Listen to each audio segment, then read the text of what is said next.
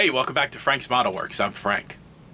We are kicking off our weathering series. In this first episode, we're going to be dealing with chipping and applying a barrier coat. So, when we talk about weathering, in this series, I'm going to be interchangeably showing the techniques for adding washes in order to impart depth, or even painting techniques that will impart dimensionality to whatever it is you're building.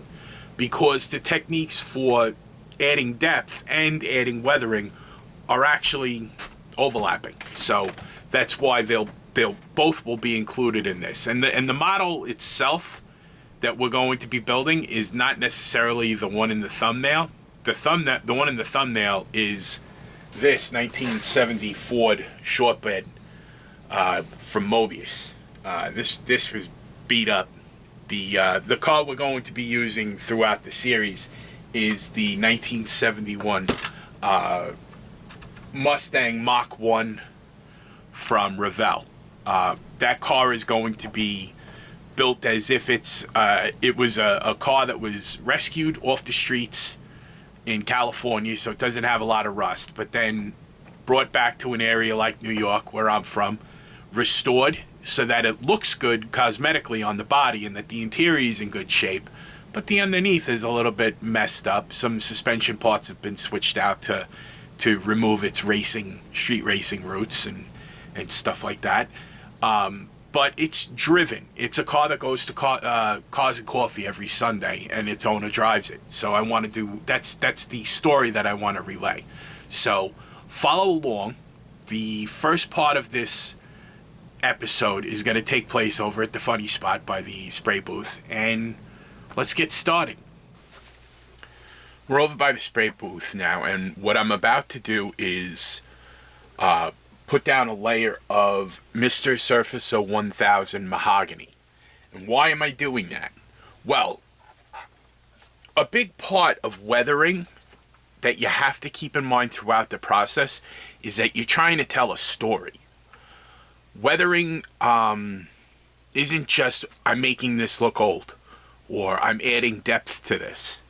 You wanna impart some detail about what you're building and why you're building it. So I'm currently working on the 1971 Mustang Mach 1 here, and I'm building it. The story that I'm going for is that it was a car bought out of California, so it was originally in pretty good shape, not a lot of rust. The undercarriage is in super shape. It was given a mild restoration so that it cosmetically looks good, but it's still being driven on a fairly regular basis, like the Cars and Coffee and stuff like that. That's the story that I'm going with. And I went onto the internet and I looked at some reference photos of a car like this up on a lift, and I'm trying to look at, well, what happens to a car that, despite being 53 years old, is still in relatively good condition, but what would it look like if it was still driven, even though it's undergone a restoration process? So there are spots where you can see there's starting to be surface rust.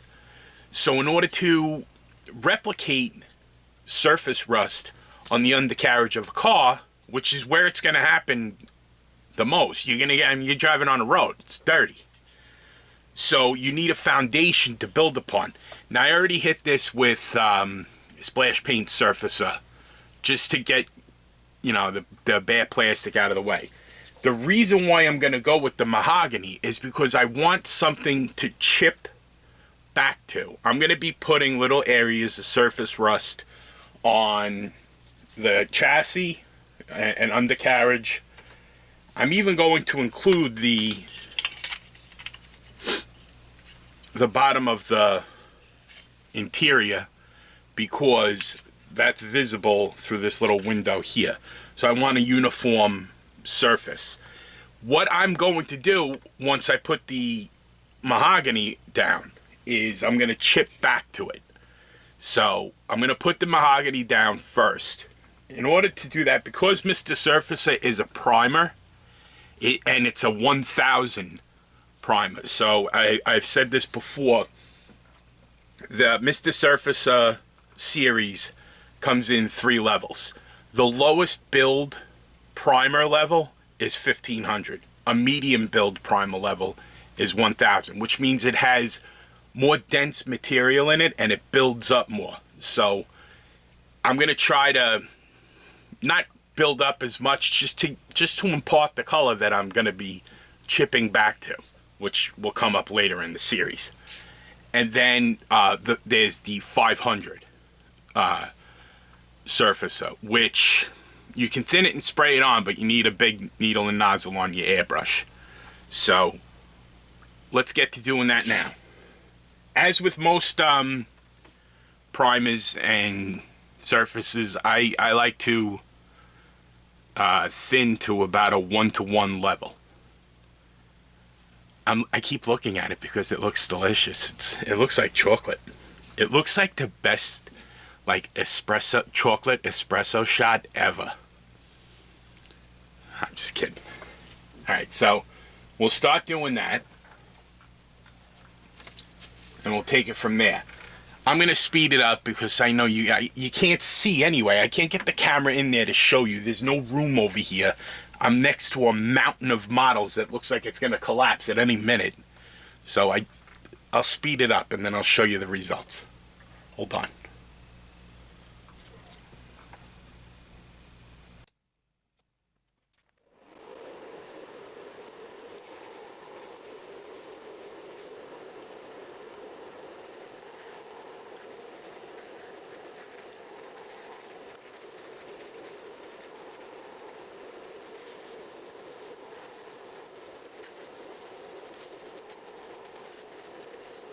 That went swimmingly. It looks like chocolate, doesn't it? I want to take a bite. So, the reason why we do that, once again, is because we have a story that we're telling.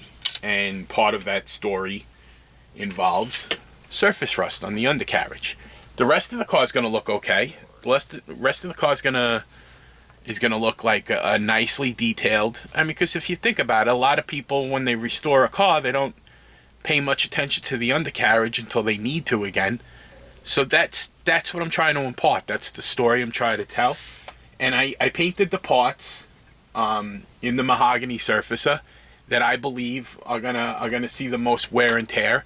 They're like the exhaust. I'm actually just going to do a weathering technique that just looks like it's dirty, but it's not dilapidated or rusting or any of that. It's like when the guy got the car. He replaced the exhaust and he replaced whatever needed. Like the shocks aren't going to be beat up too bad as if they were replaced. That's kind of the way I'm going with it. So it's one of the main things that you have to keep in mind is what is the story you're trying to tell, and then that will direct the techniques that you use for weathering. So I'll try to give you most of the weathering techniques that you could use in this series. The next step in this process will be to, and I kid you not, spray hairspray onto it. I'm going to let it dry for a little while, but the next step in this process, if you're going to be chipping back, so what I'm going to be doing is, I already put something that looks kind of like rust as a base. Then I'm going to spray hairspray. I'm not going to spray it directly out of the can onto there. I'm going to decant a little bit of it and spray it into spots where I want to chip the paint away. The paint that goes on top of the hairspray, which is going to be black, is going to be chipped away and revealing the rust underneath. Get it? So that's where I'm going with this. Okay? Stick around. We have had sufficient time of curing for the mahogany, so what I'm going to do now is spray some of the hairspray.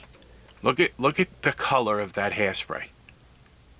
I graduated high school in 1990, and if you remember, like all the rage back then with the big teased hairdos.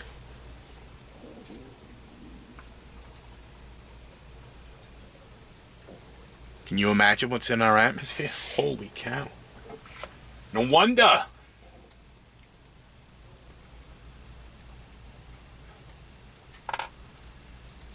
It's not like any of the girls I went to high school with are gonna be watching this, you know what I mean? See, they were actually very nice girls. The girls I went to school with, the school I went to in general, the cool kids were actually cool. Like, it was weird. It wasn't like that whole cliquish thing. Good for you. Christ the King, class of 1990. Middle Village, New York. Go Royals. So, I haven't been back there since I graduated. So this doesn't have to be applied everywhere. You could just, any place where you're gonna put a scratch, and then it's just a matter of remembering where you put it. You'll be able to see it. It gives like a little bit of a gloss where you spray it. So I have my glasses on, I can't see anything. So where on this undercarriage would you see some rust? You're gonna see it in the corners over here, and a little more over there. Don't do anything uniform. Don't, like, make sure that it's random. It should be random. Rust is random, somewhat predictable, but still random. Like, you know there's going to be rust in corners and anywhere where mud collects. You could always just look under your car. I ain't doing that. It's hot out there. It's like 90 degrees outside. I'm one of those people, because I work outside for a living. I want it to rain on the weekend. I don't want it to rain while I'm working. I am so sick and tired of getting rained on, let me tell you.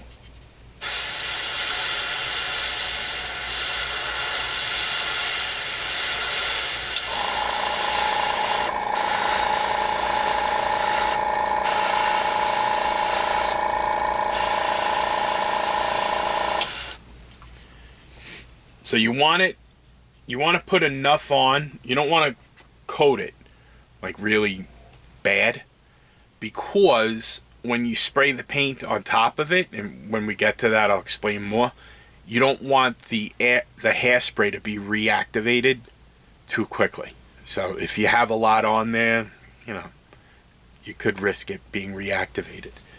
What happens when it reactivates, it almost treats the paint that you're painting over it as like crackle paint, which, is an effect you might want to go for, but for rust spots and trying to recreate rust wear, like paint has worn away, the bare metal was exposed and it oxidized, you don't want to go too nuts. You don't want to have like crackle paint.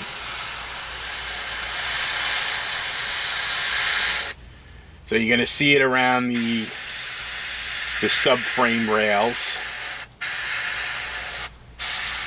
You're going to get some on the subframe rails.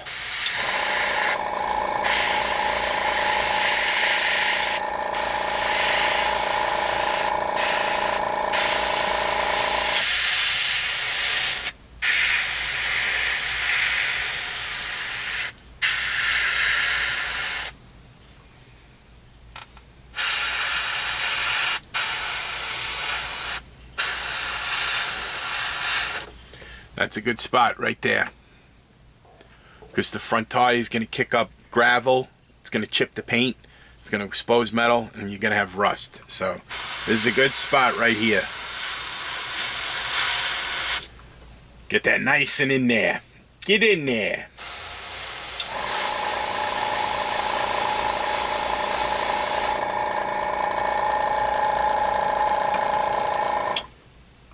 And this is like a good detail.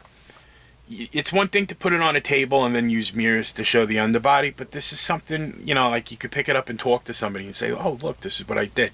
And then you got the whole conversation thing going, and you make friends. See? You get it, right? Sometimes I feel like I'm just talking to a camera.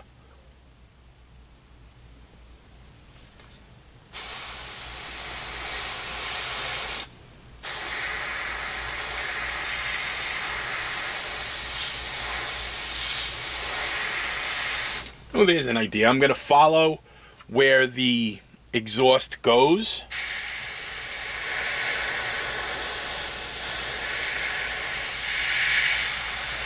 The route that it takes. And this way it's like, yeah, it was pretty rough on the air with the old exhaust, but now the new exhaust is in. Whenever you're ready, Terrence. My compressor's name is Terrence, by the way. So you could chip back to that, but then that's another way of saying, yeah, he put a new exhaust on it. It's a conversation starter. But it's also a way for you to tell yourself a story and entertain yourself and be creative and get in touch with that side of yourself.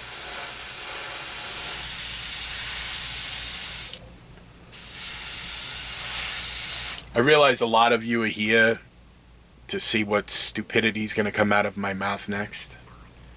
I hope I don't disappoint.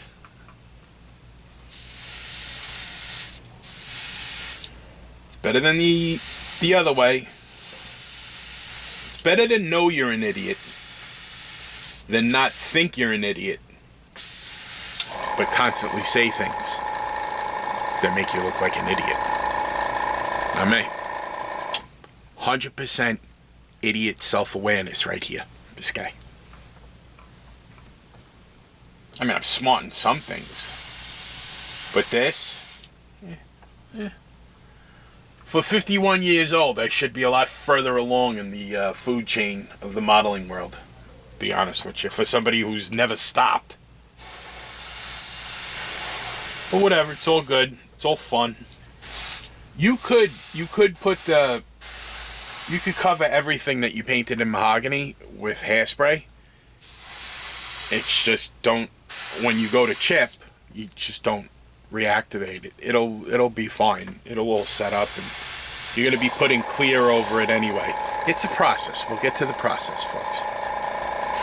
But this is going to be one step. One thing I did notice in one of my reference photos is this cross member right here. On a lot of the ones that I saw that had, like, that looked worn and weathered, a lot of these had brand new transmission mount cross members. So I'm probably going to make that a nice brandy new looking black piece. Just thought I'd share. Okay, so we got the hairspray on.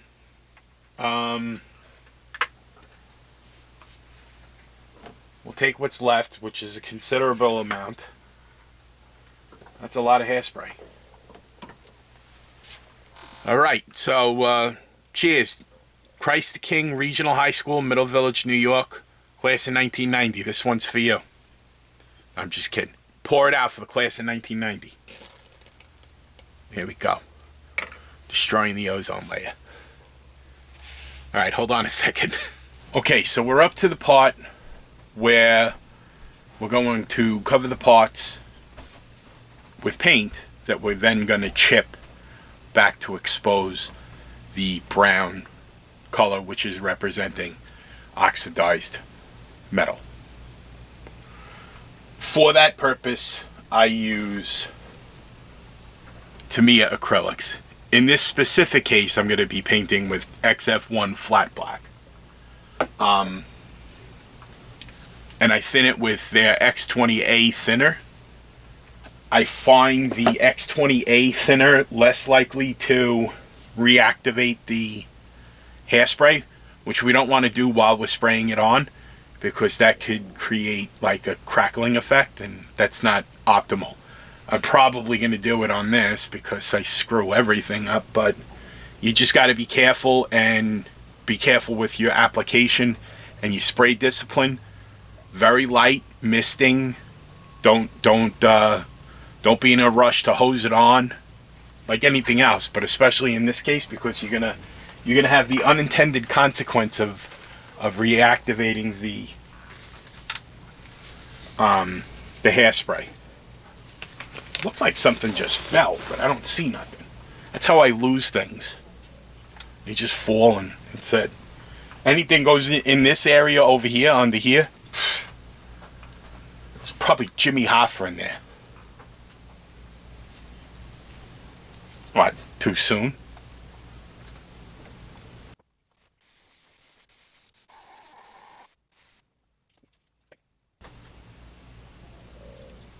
I'm not going to paint in here. I'm going to paint this in semi-gloss black because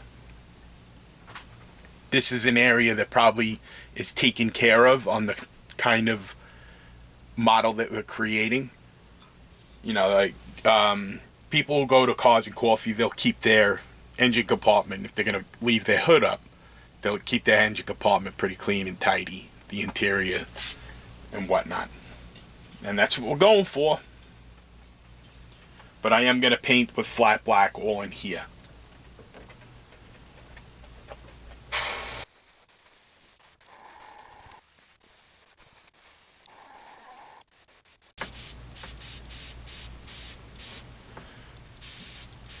My trigger is starting to stick, so I'm going to have to do, after I paint this, I'm going to have to do a full breakdown and fix that. And if you'd like to know how I do that, check out the airbrushing series on my channel, Frank's Model Works. Like, subscribe, comment, share, notifications, tell your family.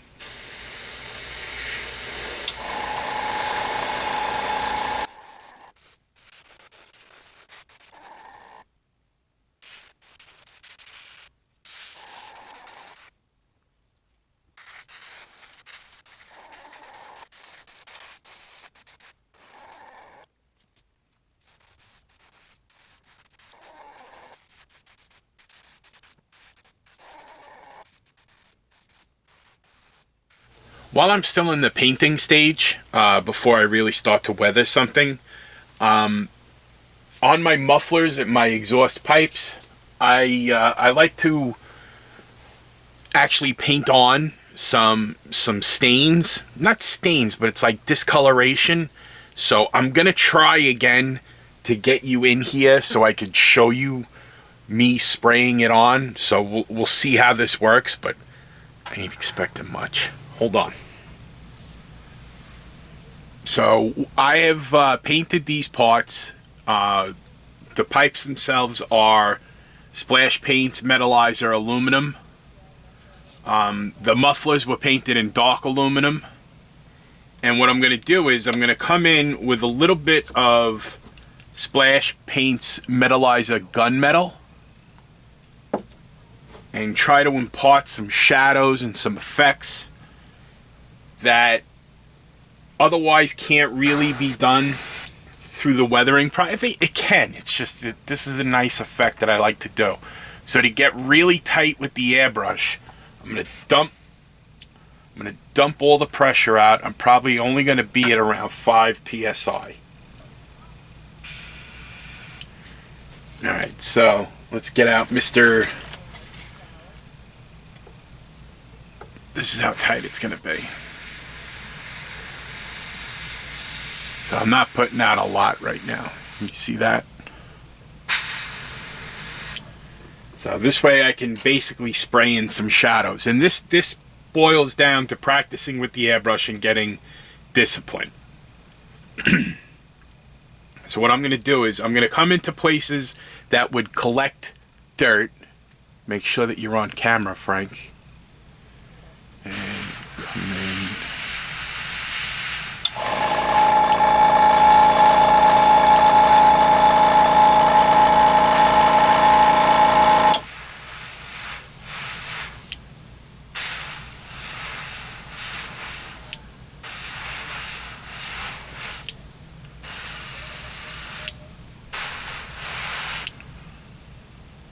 So, if you see, just a little bit of shading and shadows. When I do the next stage of weathering on this, which is going to be to add washes and stuff like that, it's having this there is going to actually pop. And you're adding shadows and emphasizing shadows that are supposed to, is this even focus? Is it focused? It's probably not even focused. So you're adding shadows. If anything, I'll show you when we go over to the desk. But that's what I'm gonna be doing. If you can see, you see, like, I'm adding a little shadow right there. And to do that, like I said, I'm using splash paints right out of the bottle, but I dialed down.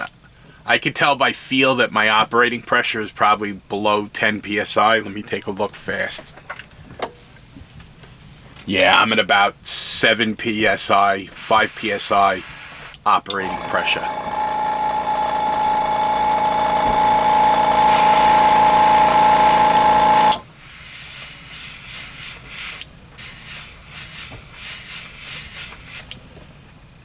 So when you impart shadows like that, you're adding dimensionality. Let me zoom out. See if that works, and then I just hold it closer. Does that work better? Yeah, that probably works better. So you see, it adds a little bit of dimension to the muffler by using paint. Now you could do this with oil paint, and you could do it with pastels and stuff like that, but this is a way to do it with an airbrush that gives you a really subtlety. It gives you a little subtle extra something. So this part of the exhaust right here, the chrome tip, I've drilled out. I'm gonna paint this with that really expensive paint that I have, the Stuart Semple Mira. That'll brush paint well, and it'll look like a chrome exhaust tip. But I am gonna hit right here where they join, where the exhaust joins the exhaust tip. I'm gonna hit that with a little shadow, and that's actually gonna be a nice enhancement when I do the chrome tip on it.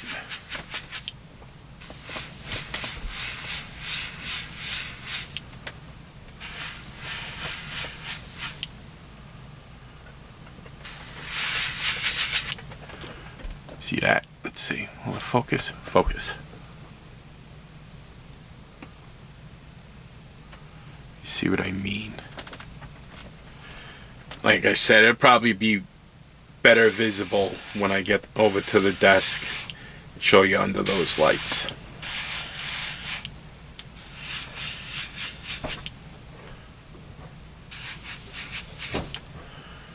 Can you actually see me working?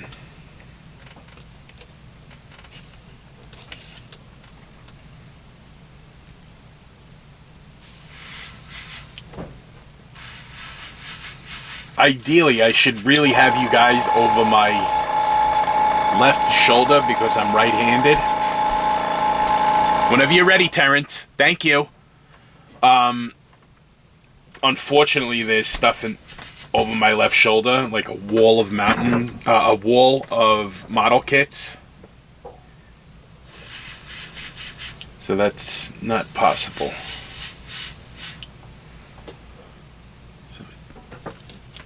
Did that.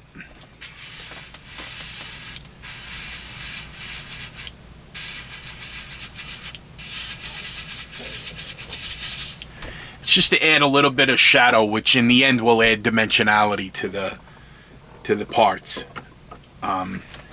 So that's that. I don't know how I'm gonna fit this into the video, but we'll figure it out. Now it's time for the fun part. It's about a day after I sprayed this with the Tamiya acrylic flat black. So I started already. I took one of my brushes that had seen better days, and I cut the tips of the bristles off, and I made a stubby, stiff brush. And this is what you're gonna need to get the chipping started. So this is just regular water. If you can see right here, on this little corner right here, I already started. The effect is very subtle, but we build on it, and that's where it'll really start to come out. Now, usually I would mask off and paint like gas tanks and stuff like that steel. But when I'm going to do something like this, especially if it's going to be a little bit faded or aged, rather than spray it, I'll just brush paint it. This way, it looks a little beat up. So now we're going to come in with a wet brush. We're just going to start chipping. So now, you can either remember where you sprayed the hairspray, but if you can see, there's like little shiny areas over here and over here. That's where the hairspray is. It leaves like a slight, see that around the frame? It leaves like a little slight, not gloss, but a little bit more of a sheen than the other flat around it. And eventually we're going to unify the sheen of everything that's going on. This is actually a process, so this goes on for a while. But I'll show you.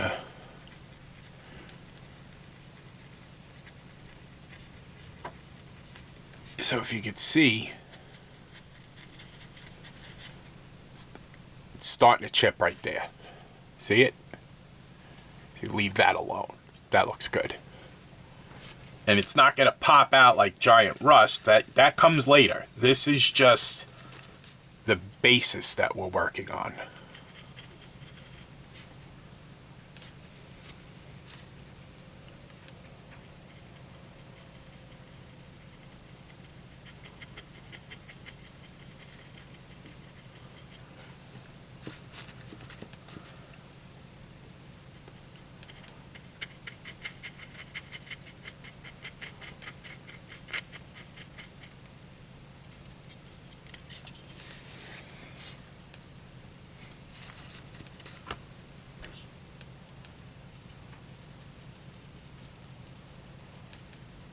You try to visualize where would rust be on a car that's 53 years old.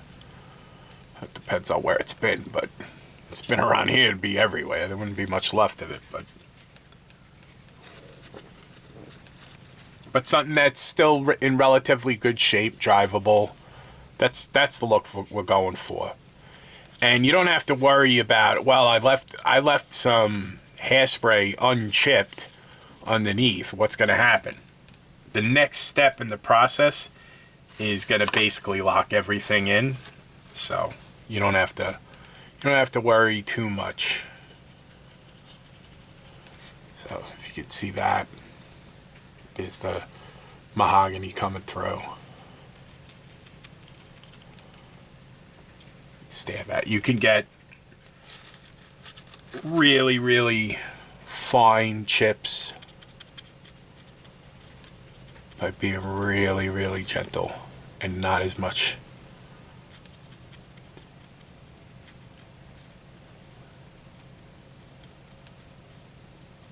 See, like right there,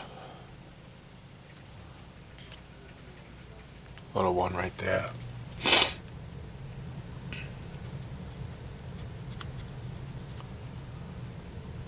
So use your imagination, or ideally you'd go have a reference that you'd be working toward. I have a picture up on my computer screen. I can't show you the picture because there's it's not a bad word. It's an abbreviation of a bad word, and I don't want to affect my ratings on the Facebook. So you get the gist. I'm going to pause and I'm going to continue working this, and I'll show you the results when I'm done. Okay? Hold on. the chipping has been accomplished. Let me take off my glasses.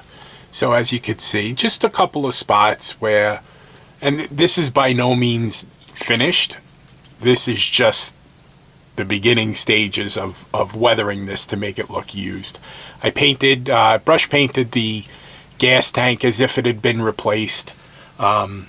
So for that I used MIG acrylic metal steel. This is actually pretty good paint for brush painting. It's pretty good. On the suspension pieces and the subframe, this goldish color that you see there and in here, and you notice these are also chipped.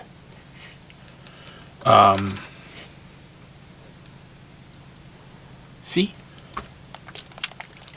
That was done with their old brass. Ammo by MIG, metal acrylic color. I hope these are still around because these are pretty good. And then where I had to touch up any black, if you noticed, if you remember, I had said on my reference vehicle, this transmission cross member had been replaced. So what I did was I colored it in to make it a steady black. Now in the next step, what we're going to do in the next step, before I do that, I have to detail paint all the rest of the parts on the model itself. But the next step after this is going to be applying what's called a barrier coat. So stay tuned for that. We'll get to that in a minute, okay? So we did the chipping. That was the last segment, said Frank to himself to remind himself what he's talking about.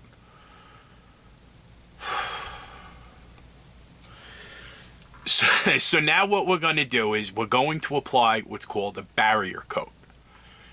So why do you call it a barrier coat? Well, it does a couple of things. Besides acting as a barrier between layers of finishing and weathering, it also locks in what you did previously.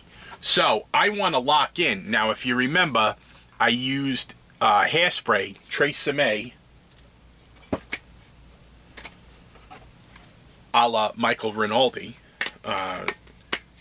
Tresemme Extra Firm Control, which I'm obviously not using on my own hair because it just flops around like a toupee, as the chipping medium. So if I were to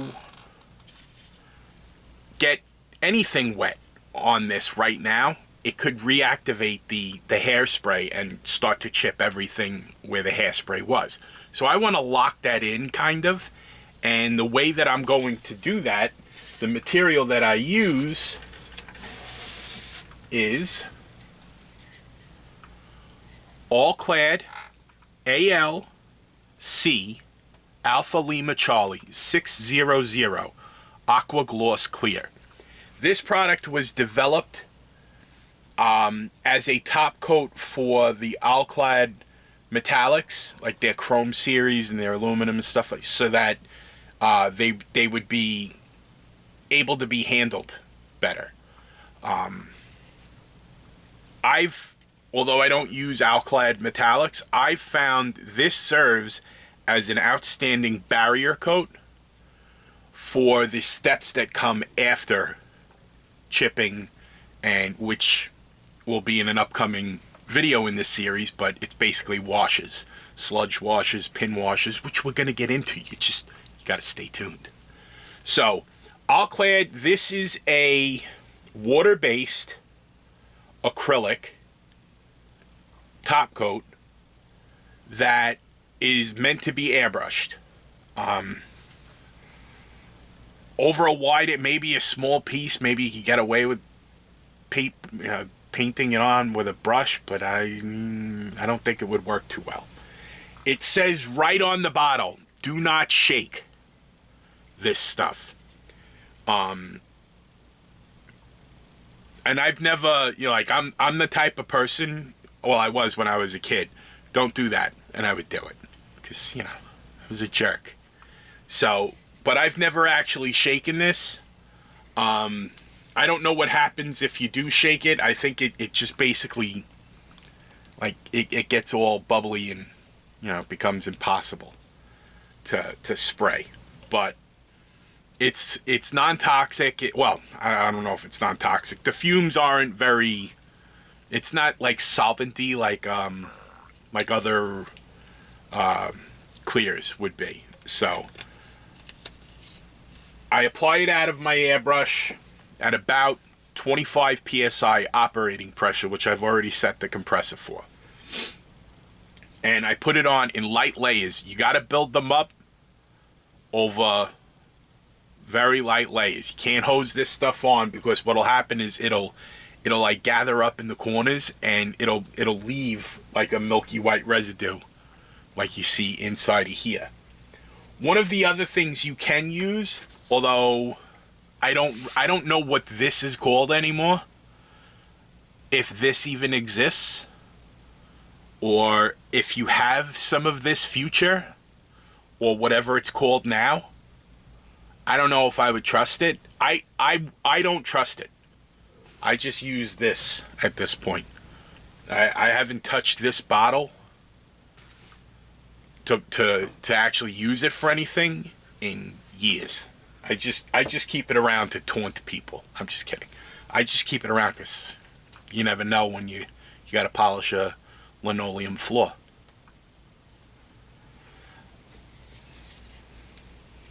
So, like I said, I just use the Aqua Gloss Clear. It's a pretty easy product to use. There's not a lot of learning curve. You just kind of quickly spray it on, and you wait for that. You could even use a hairdryer and like flash dry it and then add the next layer. It's not temperamental as far as that. It just doesn't like to be placed. It doesn't like a wet coat on top of a wet coat already. So that's just what you got to keep in mind. So what I'm going to do now is I'm going to spray this out onto the chassis to show you, get one coat on there to show you what you're kind of looking for, and then I'll speed up and go through all this stuff. Okay? And I'm going to paint just about every part of this model with the exception of the body. The interior is getting it because I'm going to put a type of wash in the interior. The exhaust is getting it because there's some nice effects that we can get using washes and pigments and stuff like that, and oil paint. And the engine's going to get it because I want to put a wash in the engine bay. Basically everything except for the body parts is going to get this Aqua Gloss Clear, with the exception of the chrome wheels. They were painted with Revell chrome spray, and they're not getting, if you watch my video series, oh, look at that, a little shameless self-promotion.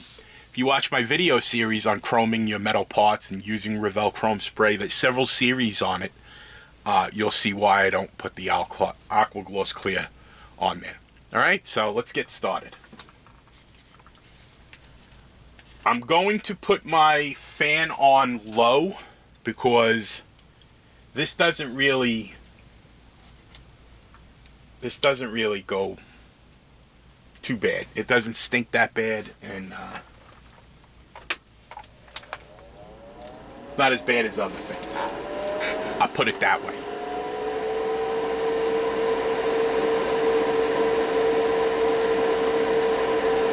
Now, am I going to be able to put this somewhere so I can grab a pipette? Don't mind me while I mumble to myself. So, as always, pinky out with your pipette like an aristocrat.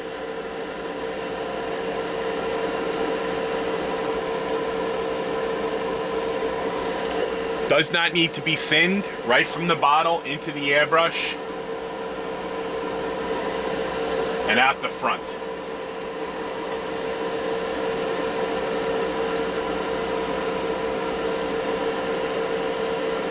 See what I just did? I'm going to look for these. Just say, watch.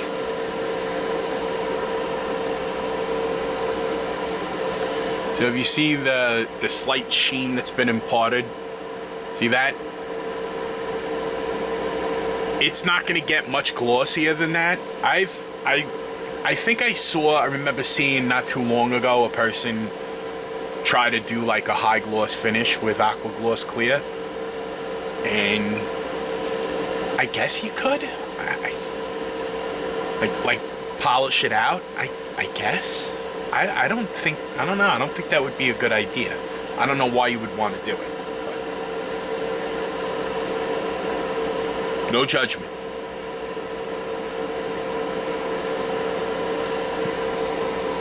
See, sometimes I don't need toxic fumes to act like a maniac.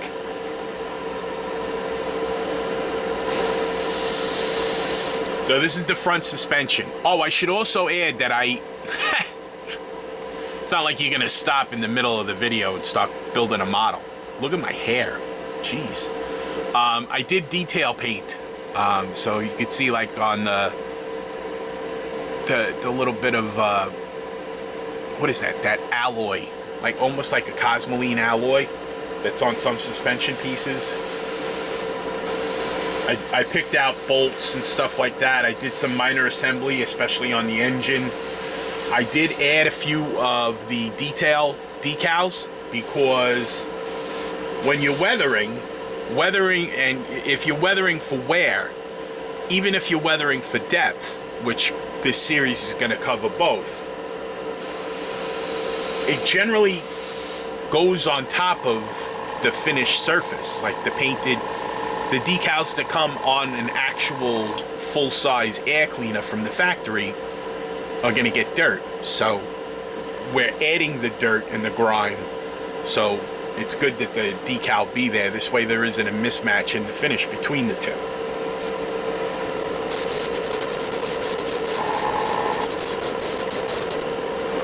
This is the dashboard. The dashboard for the 61 Mach 1 is a beautiful kit, by the way. 71 Mach 1. The gauges are represented as decals, and also that wood grain in the center, that is also represented in decals. I didn't pick out any of the silver because I'm going to do that with paint later on, but I am going to hit it with this because I want to have a barrier. My hair is annoying me. I got to get a haircut. Look at that. It's like a comb over. Toupee. My locks.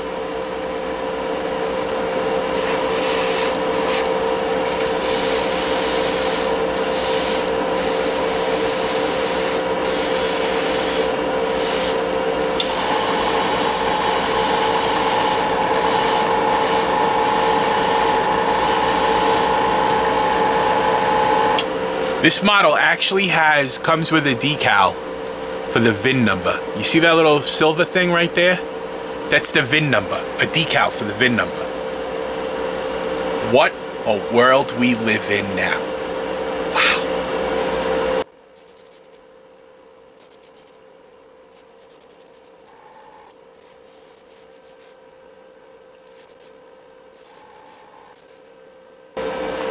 One of the characteristics of Aqua Gloss Clear is because it's an acrylic, it's susceptible to tip dry. So if you walk away from your airbrush and, you know, for an appreciable period of time, say to eat dinner, and you come back, you might have tip dry where it could lock up at the nozzle. So you just take a little bit of rubbing alcohol, or you could crank your air pressure up and try to blow through, but that could also cause like backflow. Just take a little cotton swab with some alcohol to very gently go around there and then try to blow it out.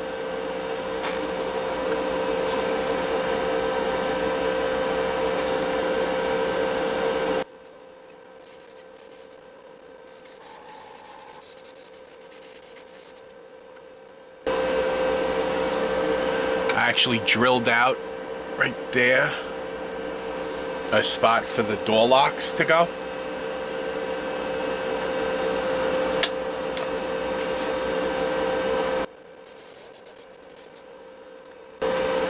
So a question you might have is it enough?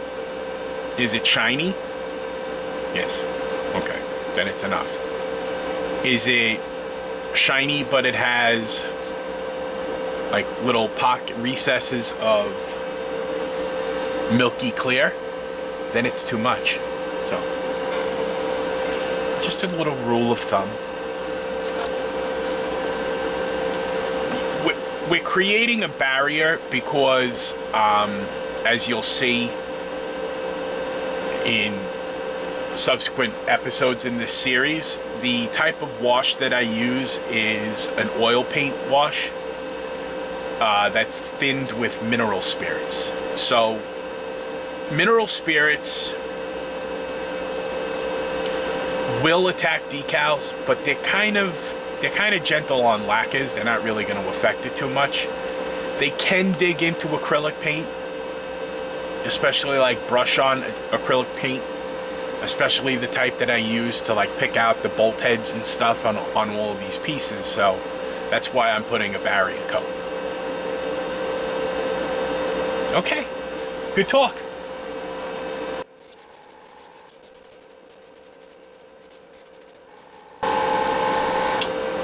On the engine, you see the ignition wires are on there, but I didn't clear them. I didn't put any paint on them at all, actually, because when I bend them to go into the holes for where the spark plugs would be, the paint will just crack off. So I did avoid painting them throughout the entire process.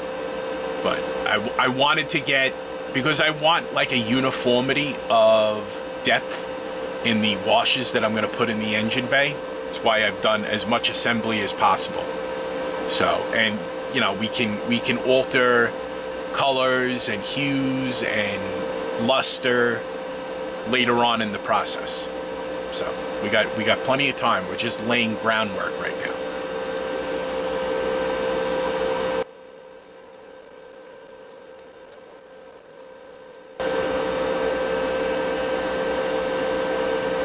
What Marvel color character does this color scheme remind you of?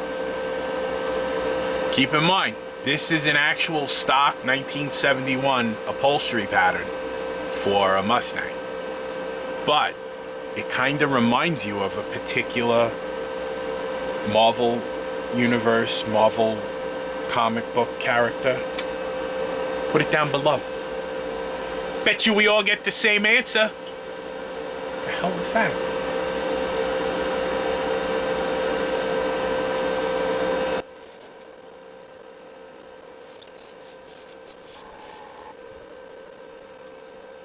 The parts of the engine that are painted Ford engine blue were done with MCW enamel. So because of the mineral spirits that I use in the washes that I use, I kind of have to put this barrier coat on the engine and anything painted with enamel. If you paint with enamels and you're going to use the type of washes that I'm going to be using for weathering, you got to put a barrier coat on. It also makes things work better, which I'll show you when we get to that step.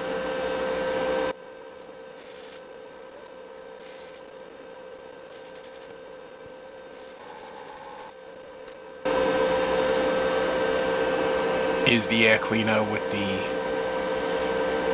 the dark gray around the edges and the decals on.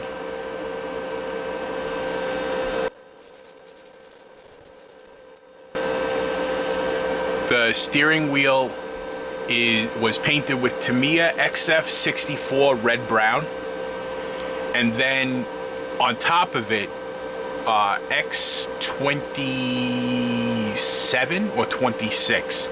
I'll correct myself in text as I'm saying this.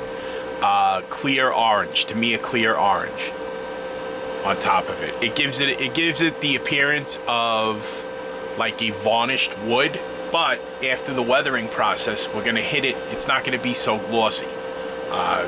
Just remember, this is going to be a almost 53-year-old car. So, and it's going to have like the original steering wheel. So, you know, it's going to look weathered because it's a weathering series.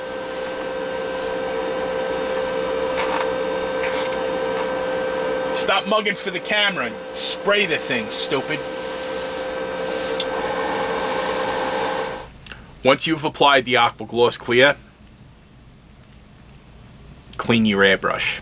Although it won't brick it as bad as 2K Clear will, or even like a Lacquer Clear, but you can get your needle pretty stuck if you don't clean your airbrush afterwards. And because it's of its formulation, I've found that using isopropyl alcohol works best rather than using lacquer thinner. Lacquer thinner, in my experience, has led to it becoming sticky and a little bit gummy, and it makes it a little bit harder to clean the airbrush. I wouldn't recommend it, but I've heard people put like one little quick spritz of Windex.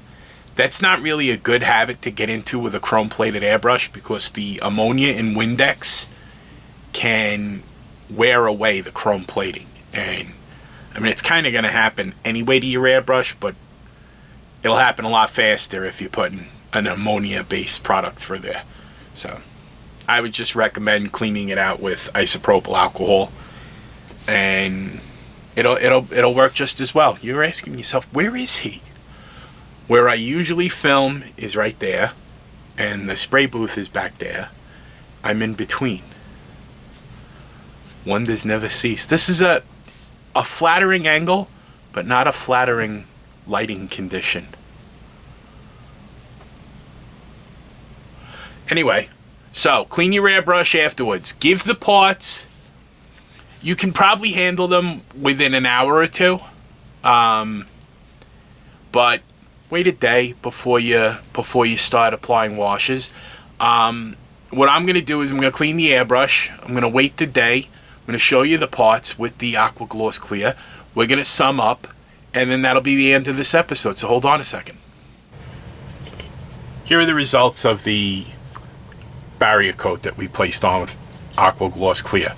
In the Chrome series, I also referred to Aqua Gloss Clear not just as a barrier coat, but also as a utility gloss, and that's basically what it is. It's a gloss not for shine. It's a gloss to protect what's underneath and act as a barrier so that subsequent techniques applied to it don't affect the paint underneath. In the case of the chassis, we don't want to reactivate the hairspray that's acting as a chipping medium. So as you can see, we got some, like right there, we got some nice spots where we're going to rust out. And that's going to be true on the suspension pieces, the rear end. The effect that I wanted to show you at this point that might not have been as visible while I was doing it, this is the airbrushed effect that I got on the mufflers.